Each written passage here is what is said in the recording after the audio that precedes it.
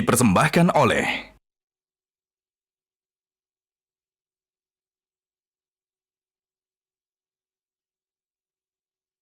Pemirsa, menuju pertumbuhan ekonomi nasional 6% hingga saat ini UMKM terus menjadi tulang punggung utama dengan kontribusi lebih dari 60% terhadap PDB nasional. Lantas bagaimana pemirsa langkah strategis dari perbankan dalam memperkuat ekosistem usaha dari hulu ke hilir? Untuk membahasnya sudah bergabung bersama kita Wakil Direktur Utama BNI, Ibu Alexandra Askandar, dan juga Direktur Corporate Banking BNI, Bapak Agung Prabowo. Selamat pagi Bu Sandra dan Pak Agung. Selamat pagi. Selamat pagi. Bu Sandra, kita tahu BPS mencatat PDB tumbuh 5,61% di triwulan pertama dan juga data menyebutkan di triwulan kedua kita menuju 5,2 hingga 5,4%. Nah, pemerintah sendiri masih optimistis bahwa di tahun ini pertumbuhan ekonomi kita mencapai 6%. Bicara soal UMKM sendiri yang menyumbang 61,07% dan 97% dari sisi tenaga kerja, sebetulnya seberapa penting peran UMKM untuk mengejar target pertumbuhan ekonomi kita, Bu Sandra? Iya, Mbak Gadis. Jadi kita sama-sama menyaksikan gitu ya, di tengah dinamika ekonomi global dan ketidakpastian geopolitik, perekonomian Indonesia tetap dapat menunjukkan ketahanan yang patut kita apresiasi bersama. Dan di saat yang sama, UMKM tetap menjadi tulang punggung perekonomian nasional dengan kontribusi sekitar 61,07% terhadap PDB dan menyerap 97% tenaga kerja. Dengan skala kontribusi tersebut, upaya mendorong pertumbuhan ekonomi nasional menuju 6% tentu nggak dapat dilepaskan dari peningkatan produktivitas dan daya saing UMKM. Ya. Nah, peningkatan kapasitas UMKM ini dapat memberikan multiplier efek yang luas seperti penguatan konsumsi domestik, kemudian rantai pasok nasional, penciptaan lapangan kerja tentunya, dan peningkatan daya saing ekonomi Indonesia. Nah, kita lihat tantangan ke depan tidak lagi sekedar menambah jumlah pelaku UMKM, tetapi membantu lebih banyak UMKM yang bisa tumbuh dan naik kelas. Oleh karenanya, transformasi UMKM perlu didukung secara menyeluruh melalui perluasan akses pembiayaan, kemudian pemanfaatan teknologi digital, peningkatan kapasitas usaha, serta pembukaan akses pasar domestik dan global. Kami di BNI memiliki komitmen dengan program yang bernama BNI Expora yang dirancang khusus untuk mendukung UMKM melalui 3 pilar. Yang pertama, Go Produktif, kemudian Go Digital, dan Go Global. Melalui Go Produktif, BNI mendukung peningkatan kapasitas dan kualitas usaha melalui pelatihan, pendampingan, dan juga pembinaan buat para UMKM. Kemudian melalui Go Digital, kita memperluas akses terhadap solusi keuangan dan ekosistem digital. Dan tentunya melalui Go Global, BNI membantu membuka peluang pasar ekspor melalui pendampingan, kemudian business matching, jaringan kantor luar negeri kita yang ada di beberapa negara, serta komunitas diaspora Indonesia. Oke, cukup banyak dukungannya sebetulnya untuk ekosistem UMKM itu sendiri dari BNI ya dalam menjaga arus modal UMKM, Pak Agung. BNI mendorong pendekatan transaction-led banking. Bagaimana kemudian kelancaran transaksi bisnis UMKM ini pada akhirnya membantu menjaga likuiditas nasional dan juga efisiensi modal kerja pelaku usaha itu sendiri? Terima kasih, Gadis. Jadi kita kenapa menggunakan approach transaction-led banking? Karena tadi sudah dijelaskan bahwa sebetulnya dari sisi kontribusi UMKM itu sangat besar sekali. Tadi hampir 61%. Nah, kebanyakan dari UMKM itu adalah sifatnya itu personal atau sifatnya itu adalah bukan corporate besar. Yang mereka butuhkan itu adalah pembiayaan. Dan dari sisi pembiayaan itu yang paling penting kalau misalnya mereka dapatkan pembiayaan itu tentunya harus ada laporan keuangan. Nah, ini yang dari transaction-led banking ini yang kemudian menjadi basis di mana mereka pada suatu titik mereka bisa mendapatkan akses pembiayaan lebih baik. Kenapa begitu? Karena dengan BNI Direct Business, laporan atau pencatatan yang kemudian menjadi basis mereka untuk kemudian menyusun laporan keuangan. Ya, jadi kita fokus kepada transaction-led banking. Dan dari sisi transaksi yang mereka lakukan, tentunya ini juga akan terus membantu BNI juga, karena kita juga ingin sebagai penyedia layanan keuangan itu kita juga ingin bisa memberikan bantuan kepada mereka selain pada dari sisi likuiditas juga gitu ya, dari sisi nanti transaksi apa aja sih yang mereka butuhkan untuk pengembangan bisnisnya mereka. Dan ini kalau ini semuanya terintegrasi, tentunya ini akan sangat membantu mereka untuk membangun bisnisnya. Oke, dari apa yang disampaikan Pak Agung, artinya BNI sekarang bertransformasi menjadi ekosistem orkestrator yang mendukung ekosistem bisnis bukan dari hulu ke hilir, bukan dari melayani korporasi saja, tetapi juga konektivitas antar pelaku usaha UMKM itu sendiri. Kemudian bagaimana BNI membantu merangkul pengusaha UMKM, Bu Sandra, khususnya UMKM yang di sekitar bisnis korporasi agar dapat memperoleh akses yang lebih luas terhadap pelayanan dan juga peluang bisnis itu sendiri? Menyambung tadi ya, apa yang sudah disampaikan oleh Pak Agung, kita melihat bahwa pertumbuhan korporasi itu tidak berdiri sendiri.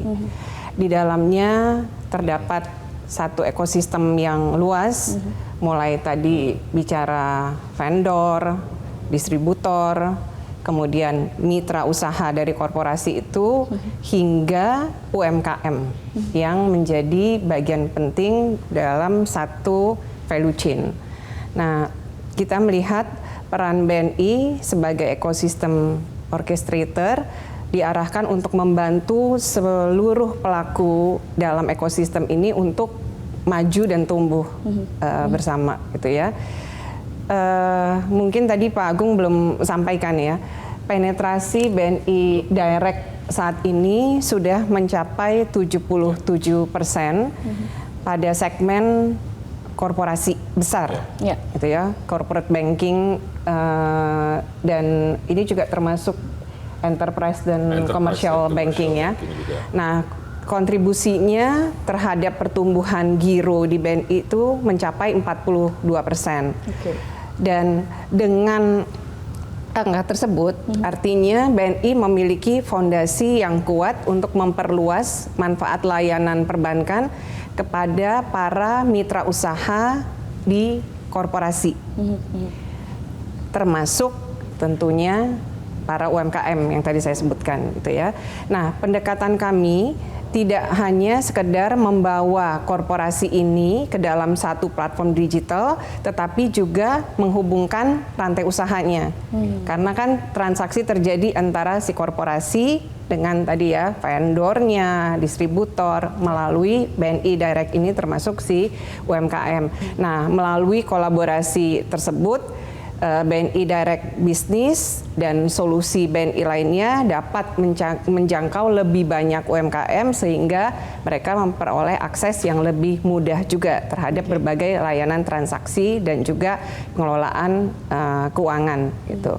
Artinya ada report yang kemudian bisa membantu mereka juga untuk bisa mendapatkan pembiayaan lanjutan begitu ya dengan BNI Direct Business ini. Nah, selain menghadirkan BNI Direct Business, Pak Agung, apa saja kemudian inisiatif strategis yang diberikan atau dilakukan oleh BNI untuk memperkuat sistem utamanya ekosistem digital bagi UMKM, dan bagaimana kemudian manfaat yang bisa dirasakan oleh para pengusaha UMKM itu sendiri? Oke, jadi yang menarik dari BNI Direct Business ini adalah aplikasi BNI Direct yang memang dikhususkan kepada UMKM. Dan kita juga membangun BNI Direct Business itu tuh dengan prinsip kolaborasi. Jadi kolaborasi dengan berbagai platform bisnis yang sudah digunakan UMKM itu tuh menjadi seamless. Jadi itu adalah prinsip yang kita lakukan. Jadi karena mereka itu tentunya dalam menjalankan usaha itu mereka tidak berdiri sendiri kan. Mereka tentunya merupakan bagian dari suatu ekosistem e-commerce. Jadi mereka ada aplikasi e-commerce yang mereka gunakan. mereka juga menggunakan aplikasi POS ataupun juga ERP ataupun juga ada aplikasi akuntansi dan segala macam. Nah, BNI Direct Business yang kita bangun ini memiliki fleksibilitas untuk melakukan kolaborasi dengan aplikasi-aplikasi yang mereka sudah gunakan, tapi kita juga memiliki partner-partner yang kita bisa tawarkan kepada mereka jika mereka belum menggunakannya, gitu ya. Apakah itu dari sisi aplikasi akuntansi tadi, ataupun dari sisi pajak, ataupun juga dari sisi ERP, POS, dan segala macamnya. Nah, kenapa kita harus berkolaborasi? Karena tentunya dalam UMKM membangun bisnisnya mereka, mereka itu menggunakan partner, dan integrasi tersebut itu dapat menyederhanakan proses administrasi dan juga mengurangi risiko kesalahan dari sisi pencatatan, dan tentunya itu juga bisa memberikan informasi yang lebih akurat bagi para UMKM. Dan tentunya dengan kemampuan mereka untuk fokus kepada bisnis, itu akan membantu mereka mengembangkan usaha, tapi di lain sisi mereka memiliki BNI Direct Business yang berkolaborasi dengan partner mereka, ini menambah kredibilitas dari bisnisnya para UMKM di Indonesia. Jadi kolaborasi, integrasi, otomatisasi dari UMKM itu menjadi sangat dari BNI Direct Business itu menjadi sangat penting sekali buat UMKM. Oke, saya ingin mendalami lagi strategi BNI sebagai ekosistem orkestrator seperti apa, tapi kita jeda dulu. Pemirsa jangan kemana-mana, tetap bersama kami di Metro TV, kami akan segera kembali.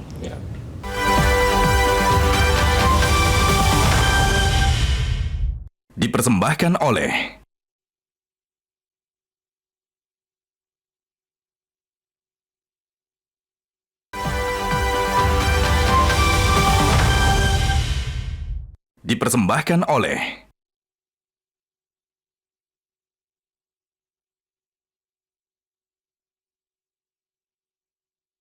Kembali di Corporate Update pemirsa, masih bersama dengan Wakil Direktur Utama BNI, Ibu Alexandra Askanda, dan Direktur Corporate Banking BNI, Bapak Agung Prabowo. Bu Sandra, saya mau tanya terkait dengan masa depan dari UMKM itu sendiri. Tadi kita bicara banyak sekali, tapi apa sih Bu inovasi berikutnya yang sedang dipersiapkan oleh BNI, dan kemudian bagaimana BNI bisa menjawab kebutuhan UMKM yang semakin menginginkan pelayanan yang cepat, praktis, dan juga terintegrasi dari sisi perbankan? Ya, Mbak Gadis, jadi kita kan lihat ya bahwa kebutuhan UMKM saat ini terus berkembang, sejalan juga dengan berkembangnya digitalisasi. Nah, pelaku usaha tidak hanya membutuhkan layanan transaksi, tetapi juga solusi yang membantu mereka mengelola operasional, kemudian arus kas, penerimaan pembayaran, dan juga akses pembiayaan ke dalam satu ekosistem yang terintegrasi. Karena itu, arah pengembangan BNI Direct Business adalah menjadi platform bisnis digital yang semakin lengkap, tetapi tetap sederhana dan mudah digunakan tentunya. Nah, setiap inovasi diarahkan untuk menjawab kebutuhan para pelaku usaha, termasuk UMKM gitu ya, yang karena kalau kita bicara BNI Direct Business ini memang ditujukan untuk UMKM dengan memperhatikan kesiapan sistem dan juga ketentuan yang berlaku. Nah, pengembangan tersebut ada beberapa, termasuk juga fitur multi-user yang memungkinkan para pelaku UMKM ini mengatur peran dan akses transaksi secara berjenjang. Jadi mungkin ada yang hanya bisa mengakses layanan tertentu gitu ya. Nah, itu mereka bisa atur dengan fitur multi-user ini. BNI juga menyiapkan merchant report untuk mendukung pengajuan layanan KRIS dan pemantauan layanan transaksi KRIS secara digital melalui satu platform. Selain itu, fitur SME financing juga disiapkan untuk memudahkan pengajuan pembiayaan yang tetap diproses sesuai persyaratan dan tentunya analisa kelayakan serta ketentuan yang berlaku. Kemudian ada juga fitur pocket transaction yang membantu pelaku usaha mengelola dana dan alokasi anggaran sesuai kebutuhan operasional mereka. Misalnya untuk beberapa gerai maupun pembayaran kepada para pemasok, membayar gaji dan juga bayar pajak gitu ya. Berikutnya, BNI Direct Business ini juga semakin terhubung dengan berbagai platform dan mitra usaha. Harapannya UMKM dapat mengelola transaksi, kemudian operasional dan kebutuhan bisnisnya secara lebih efisien dalam satu ekosistem digital. Kami berharap rangkaian kapabilitas dan fitur-fitur baru ini akan semakin relevan untuk kebutuhan UMKM yang terus berkembang di era digital ini. Oke, memang betul ya bahwa biasanya memang pelaku UMKM itu kan seringkali menghadapi kendala masalah efisiensi waktu, teknologi, dan juga tentu saja ada tata kelola keuangan yang tadi disebutkan. Pak Agung, bagaimana kemudian BNI Direct Business ini bisa secara khusus dirancang untuk para pelaku UMKM, dibuat secara simpel dan sesuai dengan skala operasional mereka tentunya. Ya. Jadi BNI Direct Business ini memang dikembangkan dengan prinsip itu menghadirkan layanan perbankan dengan sederhana, relevan dan juga sesuai dengan kebutuhan operasional mereka. Tadi di depan saya bilang bahwa kebanyakan dari mereka itu adalah usaha kecil, mungkin bukan PT, mungkin malah CV, atau malah mungkin perorangan gitu kan, individu gitu ya. Jadi sebetulnya kalau misalnya kita lihat dari sisi behavior mereka gitu kan, mereka itu adalah retail gitu kan. Sehingga kalau misalnya kita mulai dari sisi UI, UX-nya gitu ya, kalau kita lihat BNI Direct Cash yang kita punya untuk corporate customers gitu kan, itu banyak sekali fitur-fiturnya, canggih-canggih di situ gitu. Cuman kalau misalnya untuk BNI Direct Business, dari user interface dan user experience itu agak mirip-mirip Wonder gitu ya. Tapi benar-benar user friendly, dan mereka itu fungsinya tapi untuk mengatur bisnisnya dari UMKM. Jadi pelaku UMKM itu benar-benar membutuhkan proses yang praktis, mudah dipahami, tapi juga ada pengamanan dan kontrol dari transaksi yang memadai. Jadi ini kita membangun BNI Direct Business ini, kita rancang juga dengan pendekatan yang berorientasi pada kebutuhan pengguna. Salah satu platform UMKM itu adalah selain mereka mengelola rekening, melakukan pembayaran, menerima dana dari dari vendor gitu ya, memantau transaksi, memperoleh informasi arus kas yang lebih cepat dan terintegrasi. Tadi menarik Bu Sandra mention mengenai pocket transactions. Sebenarnya ide dari pocket transaction itu adalah kalau misalnya Mbak Gadis masih ingat itu bagaimana ibu kita, nenek kita mengatur keuangan, kan menggunakan amplop, iya kan? Dibagi-bagi kan, amplop untuk sewa, amplop untuk kebutuhan ini, kebutuhan B, kebutuhan C dan segala macam. Itu ada di fitur itu. Jadi benar-benar user friendliness dan relevansi dari platform ini kepada kehidupan mereka itu sangat penting sekali. Dan tentunya dengan tampilan yang sederhana, dan alur transaksi yang praktis ini akan membantu pelaku usaha untuk menghemat waktu tanpa tentunya mengabaikan aspek keamanan dan juga kontrol.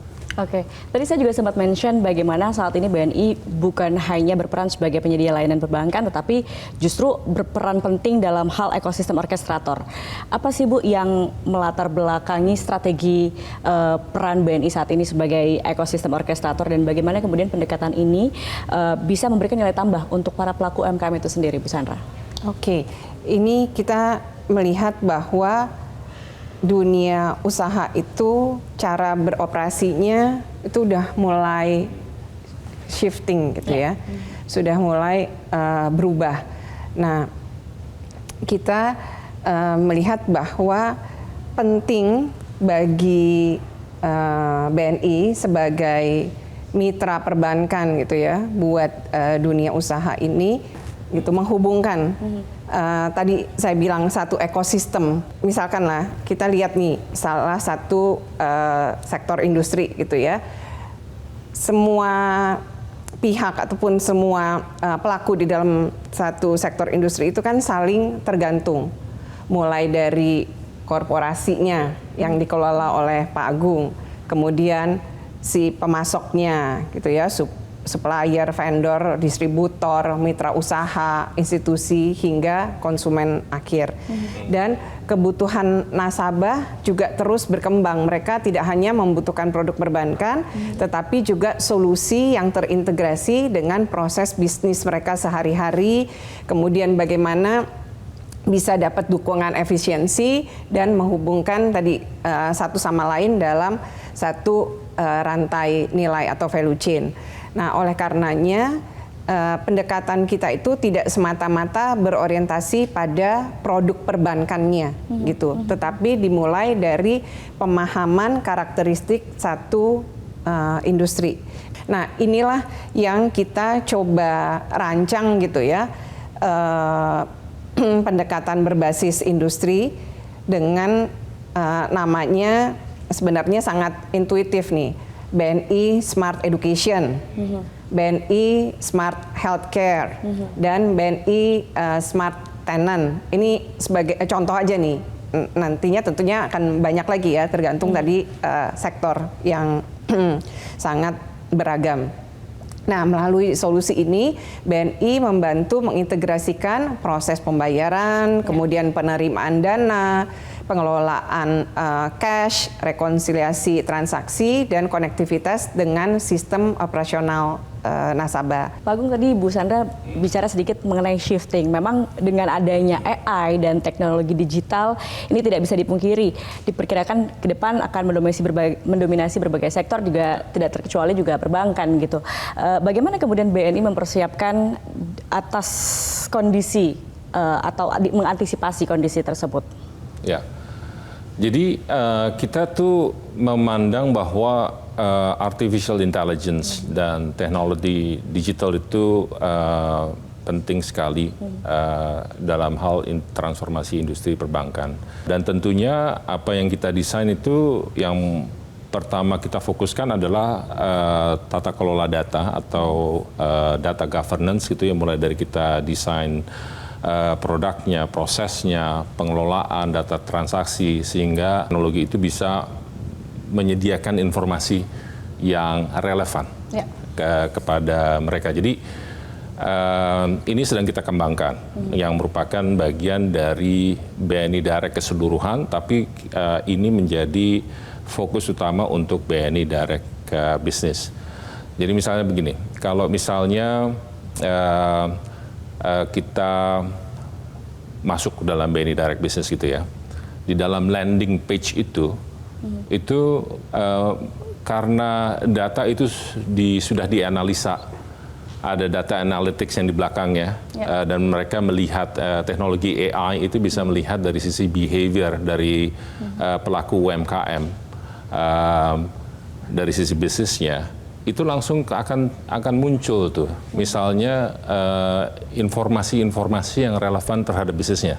Yang lebih menarik lagi, setelah mereka cuma fokus kepada mengembangkan bisnis tuh ya, mengembangkan produk, memperluas jangkauan pasar mereka, BNI Direct Business ini dengan artificial intelligence teknologinya ini itu kemudian membantu juga secara bisnisnya membesar. Habis itu BNI Direct Business itu kemudian bisa memberikan suggestions in terms of kebutuhan solusi apa sih dari perbankan dan terutama dari BNI yang bisa provide kepada pelaku usaha BNI Direct gitu kan. Melalui strategi ini, kombinasi tadi AI, digital, dan juga data analytic, itu BNI itu membangun kapabilitas sebagai data driven bank. Dan harapannya ini bisa menghadirkan layanan yang semakin relevan dan juga inovatif untuk pelaku usaha UMKM. Jadi kita harapkan semoga dukungan-dukungan dan juga orkestrasi ekosistem UMKM yang dihadirkan oleh BNI tentunya bisa mendorong para pelaku UMKM untuk bisa terus berkembang dan kemudian ujungnya adalah mendorong pertumbuhan ekonomi nasional tentu saja. Terakhir Bu Sandra, ada yang mau disampaikan kepada para pelaku UMKM dan juga nasabah BNI? Silakan. Nah, nih buat para nasabah BNI, nggak terkecuali tentunya para pelaku UMKM ya. Kita nih setiap tahun dalam rangka ulang tahun BNI kita mengadakan Expo. Dan tahun ini BNI berusia 80 tahun. Jadi Expo-nya tentunya jadi semakin luar biasa nih, gitu ya.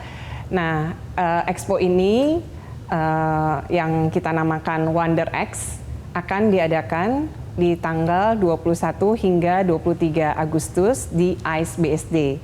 Akan banyak sekali promo menarik dari BNI, jadi buat para nasabah BNI jangan lewatkan, hadirilah Wonder X tanggal 21 hingga 23 Agustus di ICE BSD.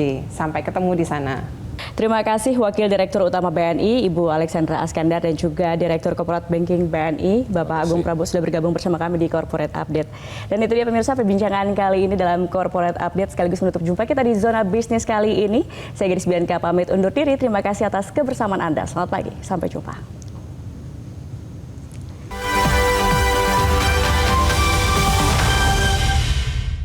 Dipersembahkan oleh